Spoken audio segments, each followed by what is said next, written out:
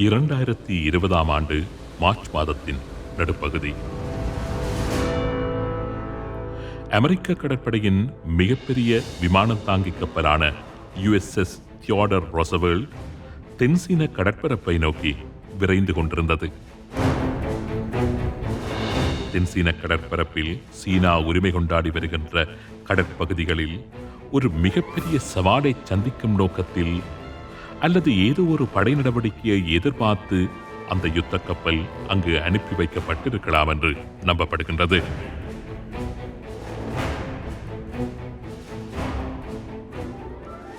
அணுசக்தியில் இயங்கும் USS Theodore ரோசவெல்ட் என்ற அந்த பாரிய விமானம் தாங்கி கப்பலில் மாலுமிகள், கடற்படை வீரர்கள், விமானிகள் என்று 5000 படை வீரர்கள் எந்த சவாலையும் எதிர்கொள்ளும் வகையில் தயார் நிலையில் இருந்தார்கள். அமெரிக்க படைகள் எப்பொழுதெல்லாம் மிகப்பெரிய போர் நடவடிக்கைகளில் ஈடுபட்டதோ அப்படியான நேரங்களில் USS தியோடர் ரோசவெல்ட் என்ற அந்த பாரிய விமானம் தாங்கி யுத்த கப்பல் அந்த பிராந்தியங்களுக்கு அனுப்பி வைக்கப்பட்ட அந்த யுத்தங்களிலெல்லாம் மிகப்பெரிய பங்களிப்பை வழங்கிய வரலாற்றை பதிவுகளில் காணக்கூடியதாக இருக்கின்றது. 1991 ஆண்டு வளைகுடாவில் மேற்கொள்ளப்பட்ட ஆபரேஷன் டெசர்ட் ஸ்ட்ரோம் படை நடவடிக்கையின் போது அமெரிக்காவின் இந்த போர்க்கப்பல் மிகப்பெரிய பங்கினை வகித்திருந்தது குறிப்பிடத்தக்கது. 1991 ஆண்டு ஜனவரி 16 பாரசீக கடற்பரப்புக்கு வந்து சேர்ந்த USS தியோடர் ரோசவெல்ட் கப்பல் அந்த படை நடவடிக்கையில் மிக முக்கிய பங்களிப்பை செய்திருந்தது. அந்த கப்பலில் இருந்த யுத்த விமானங்கள் 4200 சாட்டீஸ், அதாவது 4200 பறப்புகளை மேற்கொண்டு ஈராக் மீது தாக்குதலை மேற்கொண்டிருந்தன. 1991 ஆண்டு ஜனவரி 16 முதல் பிப்ரவரி மாதம் 28 யுத்த நிறுத்தம் அறிவிக்கப்படும் வரை அந்த கப்பலில் இருந்து மாத்திரம் 21,77,243.4 கிலோகிராம் குண்டுகள் ஈராக் நிலைகள் மீது வீசப்பட்டதாக பதிவுகள் தெரிவிக்கின்றன. உலகின் பார்வைக்கு பெரிய அளவில் தெரியாதவாறு வளைகுடா யுத்தத்தில் USS தியோடர் ரோசவெல்ட் என்ற அந்த போர்க்கப்பல் இப்படியான வகைபாகத்தை வகித்திருந்தது என்பதற்கு இந்த சம்பவம் ஒரு உதாரணம். 2001 ஆண்டு செப்டம்பரில் இடம்பெற்ற இரட்டை கோபுர தாக்குதலை தொடர்ந்து ஆப்கானிஸ்தானில் அல் கைதாவுக்கும் தலிபான்களுக்கும் எதிராக அமெரிக்க படைகள் மேற்கொண்ட ஆபரேஷன் என்டியூரிங் ஃப்ரீடம் படை நடவடிக்கையின் போதும் இந்த USS தியோடர் ரோசவெல்ட் யுத்த கப்பல் மிகப்பெரிய பங்களிப்பை வழங்கியிருந்தது. வட அரேபிய கடலில் சுமார் 160 நாட்கள் தரித்து நின்ற USS தியோடர் ரோசவெல்ட் அந்த படை நடவடிக்கையில் முக்கிய வகிபாகத்தை வகித்திருந்தது. இரண்டாம் உலக யுத்தத்திற்கு பின்பு ஒரு யுத்த கப்பல் அதிக நாட்கள் கடலில் தரித்து நின்று யுத்த நடவடிக்கைகளில் ஈடுபட்டது என்கின்ற சாதனையையும் இந்த USS தியோடர் ரோசவெல்ட் விமானம் தாங்கி யுத்த கப்பல் பெற்றிருந்தது. இதேபோன்று அமெரிக்காவினதும் நேட்டோ படைகளினதும் முக்கியமான இராணுவ நடவடிக்கைகள் அத்தனையிலும் இந்த கப்பல் மிக முக்கியமான பாத்திரத்தை வகித்து வந்ததை காணக்கூடியதாக இருக்கின்றது. அப்படிப்பட்ட USS தியோடர் ரோசவெல்ட் போர்க்கப்பல் தென்சீன கடற்பரப்புக்கு ஒரு முக்கியமான நடவடிக்கையை மேற்கொள்ளும் நோக்கத்தோடு 2020 ஆண்டு மார்ச் மாதம் பயணமாகிக் கொண்டிருந்தது.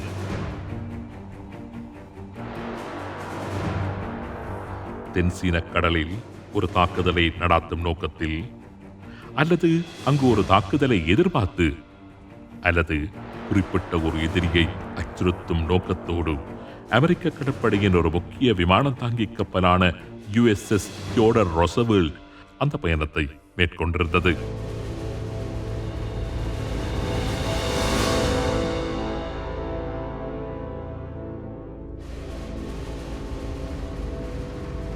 தென்சீன கடலில் சீனா அமைத்து வருகின்ற செயற்கை தீவுகள் பற்றியும், அந்த செயற்கை தீவுகள் தென்சீன கடற்பரப்பை அண்டிய நாடுகளுக்கும் அமெரிக்காவுக்கும் எப்படியான பாதிப்பினை எதிர்காலத்தில் ஏற்படுத்தும் என்பதையும் முன்னர் ஒரு உண்மையின் தரிசனம் நிகழ்ச்சியில் விரிவாக பார்த்திருந்தோம்.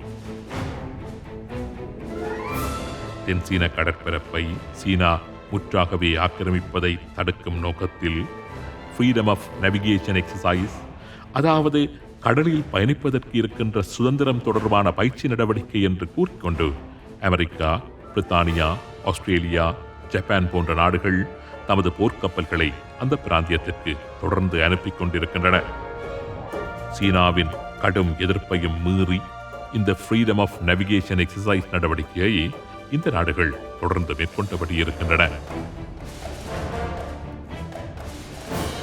இந்த நடவடிக்கைகளில் ஈடுபடும் கப்பல்களை விரட்டுவது, தடை ஏற்படுத்துவது, தென்சீன கடற்பரப்பில் மீன்பிடி நடவடிக்கைகளில் ஈடுபட்டுக் கொண்டிருக்கும் கப்பல்களை மூழ்கடிப்பது என்று சீனாவின் பாரிய அச்சுறுத்தல்கள் நிலவி வந்த ஒரு சந்தர்ப்பத்தில் தான் அமெரிக்க கடற்படையின் ஒரு முக்கிய விமானந்தாங்கி போர்க்கப்பலான USS தியோடர் ரொசவெல்ட் தென்சீன கடற்பரப்பை நோக்கி தனது பயணத்தை மேற்கொண்டிருந்தது. பரத்த எதிர்பார்ப்புடன் தென்சீன கடற்பரப்பை அண்மித்த அமெரிக்காவின் அந்த போர்க்கப்பல் திடீரென்று தனது பணியை இடைநிறுத்திக் கொண்டு அவசரமாக கரைக்கு வந்து சேர வேண்டிய ஒரு நிலை அங்கு உருவானது. 2020 ஆண்டு மார்ச் மாதத்தின் நடுப்பகுதியில் USS தியோடர் ரொசவெல்ட் தென்சீன கடற்பரப்பை அண்மித்த நிலையில் திடீரென்று அந்த கப்பலில் பயணம் செய்த கடற்படை வீரர்களுக்கு கொரோனா தொற்று ஏற்பட்டிருப்பது கண்டுபிடிக்கப்பட்டது. Captain of the USS Theodore Roosevelt says coronavirus is spreading quickly on the ship and some sailors may die. That's according to a new report by the San Francisco Chronicle. அந்த கப்பலில் பயணம் செய்த கடற்படை வீரர்கள், மாலுமிகள், விமான ஓட்டிகள் என்று 1115 பேருக்கு கொரோனா தொற்று ஏற்பட்டதுடன் கொரோனா தொற்று காரணமாக அந்த கப்பலில் பயணம் செய்த கடற்படை வீரர் ஒருவர் மரணமடைந்ததும் குறிப்பிடத்தக்கது. அவசரமாக குவாம் கடற்படை தளத்திற்கு செலுத்தப்பட்ட USS தியோடர் ரொசவெல்ட் யுத்த கப்பல் தென்சீன கடற்பரப்பில் அது மேற்கொள்ள இருந்த நடவடிக்கையையும் கைவிட்டது. சீனாவில் உருவான கொரோனா என்கின்ற நோய் பரம்பல் அமெரிக்கா என்கின்ற வல்லரசுக்கு இராணுவ ரீதியாக எப்படியான பாதிப்பினை ஏற்படுத்தி இருந்தது என்பதற்கு இந்த சம்பவம் ஒரு சிறந்த உதாரணம்.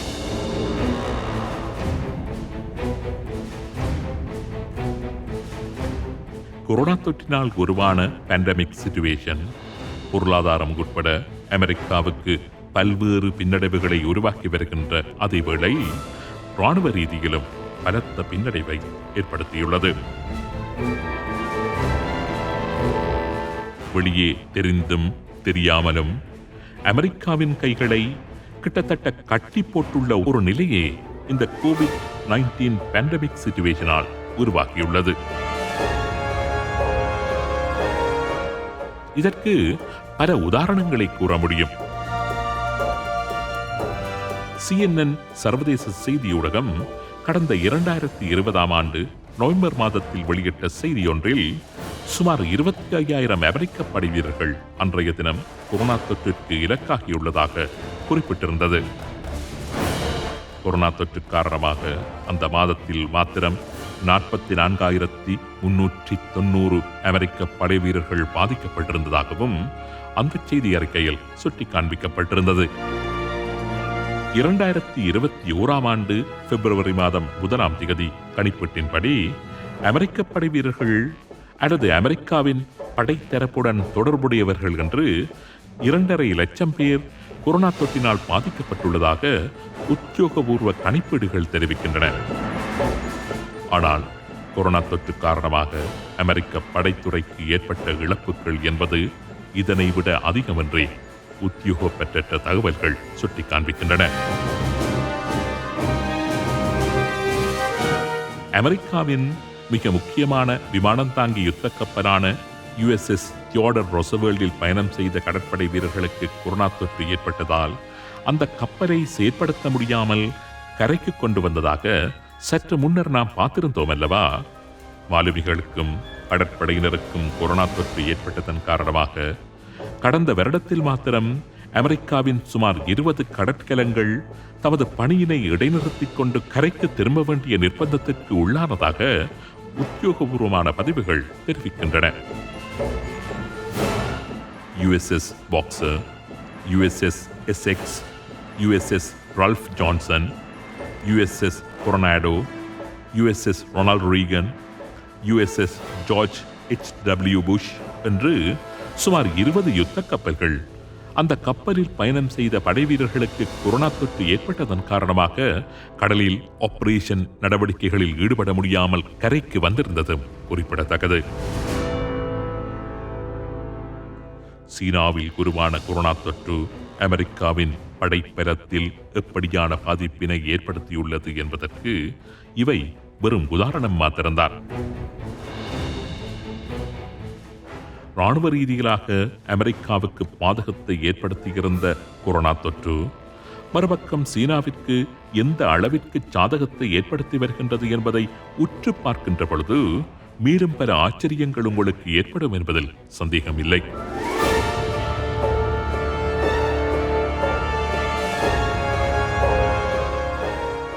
இந்த பூமி பந்தில் எதிர்காலத்தில் மேற்கொள்ளப்பட இருக்கின்ற வர்த்தகத்தில் மிக முக்கிய பங்கினை வகிக்கும் என்று எதிர்பார்க்கப்படுகின்ற தென்சீன கடற்பரப்பை தனது பூரண கட்டுப்பாட்டிற்குள் கொண்டுவரும் பல்வேறு நடவடிக்கைகளை இந்த கொரோனா பேண்டமிக் காலகட்டத்தில் முடுக்கிவிட்டுள்ளது சீனா. இந்த இடைப்பட்ட காலத்தில் தென்சீன கடற்பரப்பில் சீனா உருவாக்கி வருகின்ற செயற்கை தீவுகள் 2 தனது 2 மாகாணங்களாக அறிவித்தது சீனா. லியோனிங் கேரியர் டாஸ்க் குரூப் என்ற தனது கடற்படை பிரிவை தென்சீன கடற்பரப்பில் நிலை கொள்ள வைத்து பலவிதமான போர் ஒத்திகைகளையும் சீனா மேற்கொண்டு வருகின்றது. கண்டம் விட்டு கண்டம் பாயக்கூடிய பாலிஸ்டிக் மிசைல்ஸ் ஏவுகணைகளை பரீட்சித்து தென்சீன கடற்பரப்பு தனது கட்டுப்பாட்டு பகுதி என்கின்ற உரிமை கோரலை கடுமைப்படுத்திக் கொண்டிருக்கின்றது. 2020 ஆண்டு ஏப்ரல் மாதத்தில் தென்சீன கடற்பரப்பிற்கு பயணம் மேற்கொண்ட அமெரிக்காவின் DDG-52 என்கின்ற குறியீட்டு பேரில் அழைக்கப்படுகின்ற கைடட் மிசைல் டிஸ்ட்ராயர் USS பேரி யுத்த கப்பல் சீன கடற்படையால் திருப்பி அனுப்பப்பட்டது. அதேபோன்று 2020 ஆண்டு டிசம்பர் மாதம் 22ஆம் தேதி சீன கடற்பரப்பில் பிரவேசித்த அமெரிக்காவின் யுத்த கப்பலான USS ஜான் எஸ் மெக்கெயின் என்ற கப்பலை தனது கடற்படை விரட்டி அடித்துள்ளதாகவும் சீன அரசாங்கம் அறிவித்திருந்தது. கொரோனா என்கின்ற நெருக்கடி காலத்தை பயன்படுத்தி சீனா உலக அரங்கில் தனது ஆதிக்கத்தை எந்த அளவிற்கு உயர்த்தி கொண்டிருக்கின்றது என்பதற்கு இவையெல்லாம் சில உதாரணங்கள் மாத்திரம்தான். உலகின் வல்லரசுகள் எல்லாம் கொரோனா தொற்றின் வீரியத்தை சமாளிக்க முடியாமல் தட்டு தடுமாறிக் கொண்டிருக்கின்ற இந்த சந்தர்ப்பத்தில் சீனா பொருளாதார ரீதியாக மாத்திரமல்ல, இராணுவ ரீதியிலாக மாத்திரமல்ல, தொழில்நுட்ப ரீதியிலாக மாத்திரமல்ல, உலகை கையகப்படுத்தும் வேறு பல விடயங்களில் கூட கற்பனை கட்டாத வேகத்தில் பயணம் செய்து கொண்டிருக்கின்றது என்பது இங்கு நோக்கத்தக்கது.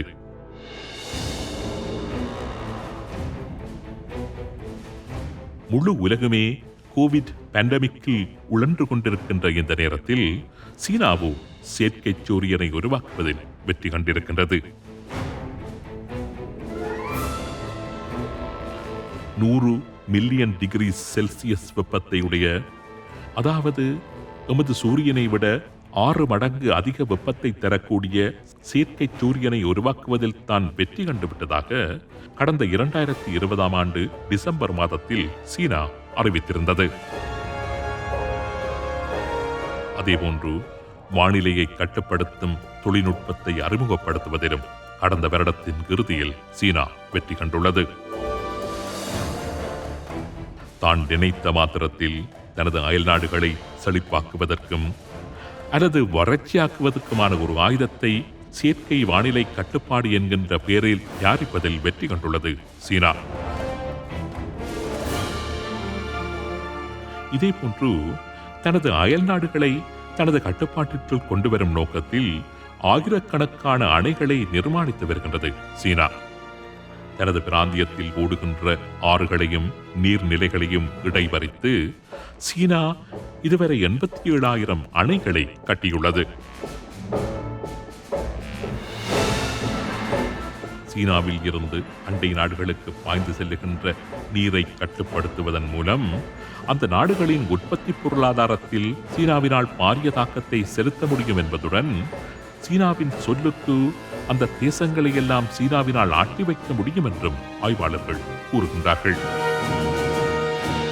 அந்த அணைகளை ஒரு வாட்டர் வெப்பனாக உருமாற்றி அண்டிய நாடுகளை தனது கட்டுப்பாட்டிற்குள் சீனாவினால் கொண்டு வர முடியும் என்றும் எச்சரிக்கின்றார்கள் ஆய்வாளர்கள்.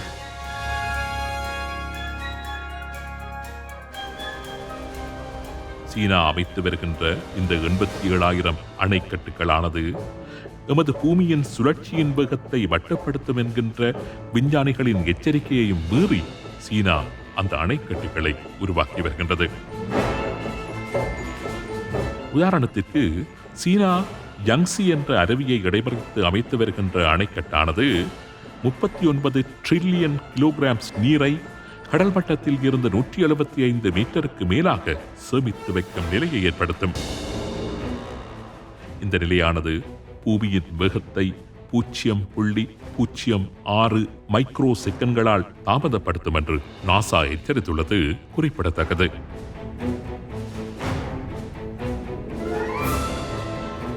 முழு உலகுமே கொரோனா பற்றி மாத்திரமே பேசிக் கொண்டிருக்க சீனாவோ 2020 ஆண்டில் செவ்வாய் கிரகத்திற்கு தியான்வென் 1 என்கின்ற விண்கலத்தை அனுப்பி மனிதர்கள் அங்கு வசிக்கலாமா என்று பேசிக் கொண்டிருக்கின்றது. 2020 டிசம்பரில் சந்திரனுக்கு சங்கே 5 என்கின்ற விண்கலத்தை அனுப்பி சந்திரனில் இருந்த மாதிரிகளை கொண்டு வந்து சந்திரனை பூமியின் பயன்பாட்டில் எப்படி பயன்படுத்தலாம் என்று கலந்துரையாடிக் கொண்டிருக்கின்றது. எந்த சீனாவில் கொரோனா கிருமி உதயமானது என்று உலகின் மனிதர்கள் எல்லாம் திட்டிக் கொண்டிருக்கின்றார்களோ அந்த சீனாவில் இன்று கொரோனா தொற்றாளரே இல்லை என்று கூறும் அளவிற்கு நிலைமை தலைகீழாக மாறியிருக்கின்றது. கொரோனா கிருமி புதிய வடிவமெடுத்து 3வது அலையாக மாறி வருகின்ற மார்ச் மாதத்தில் உலகையே புரட்டி போடப் போகின்றது என்று விஞ்ஞானிகள் எல்லாம் எச்சரித்துக் கொண்டிருக்க சீனாவோ உலகிலேயே கொரோனா ஃப்ரீ கண்ட்ரி தனது தேசம் மாத்திரமே என்ற கம்பீர தோற்றமெடுத்து 2049 ஆண்டில் உலகின் முதல் தர வல்லரசு சீனாவை என்கின்ற தனது தாரக மந்திரத்தை முழங்கியபடி வலம் வந்து கொண்டிருக்கின்றது. இந்த காட்சிகளை எல்லாம் கொஞ்சம் ஆழமாக பார்க்கின்ற பொழுது கொரோனா கிருமி என்பது சீனாவின் ஆய்வுக்கூடங்களில் உருவாக்கப்பட்ட ஒரு கிருமியே என்கின்ற பல்வேறு ஆய்வாளர்களின் குற்றச்சாட்டை நிரூபிப்பதாகவே இருக்கின்றது. கொரோனா கிருமிகள் என்பது சீனாவின் ஆய்வுக்கூடங்களில் உருவாக்கப்பட்டது என்பது மாத்திரமல்ல, சீனாவின் தேவைக்கேற்ப சீனாவினால் பயன்படுத்தப்படும் நோக்கிலும் அந்த கிருமிகள் வடிவமைக்கப்பட்டிருக்கலாமோ என்கின்ற கோணத்திலும் அந்த கிருமிகளை பார்க்க ஆரம்பித்துள்ளார்கள் சில ஆய்வாளர்கள். சீனா நினைத்த மாத்திரத்தில், சீனா நினைத்த இடத்தில் வீரியம் கொண்டு செயற்பட வைக்கக்கூடிய வகையில் அந்த கிருமிகள் உருவாக்கப்பட்டிருக்கலாமோ என்கின்ற சந்தேகத்துடனும் கொரோனா கிருமிகளை அச்சத்துடன் பார்க்க ஆரம்பித்துள்ளன உலகின் நாடுகள். கொரோனா கிருமியை சீனாவே கட்டுப்படுத்துகின்றது என்கின்ற விடயம் மாத்திரம் உண்மையாக இருக்குமானால் உலகின் முதல் தர வல்லரசு என்கின்ற சீனாவின் கனவு நிறைவேற 2049 ஆண்டு வரை காத்திருக்க வேண்டிய அவசியம் சீனாவுக்கு நிச்சயம் இருக்காது என்பதுதான் உண்மை.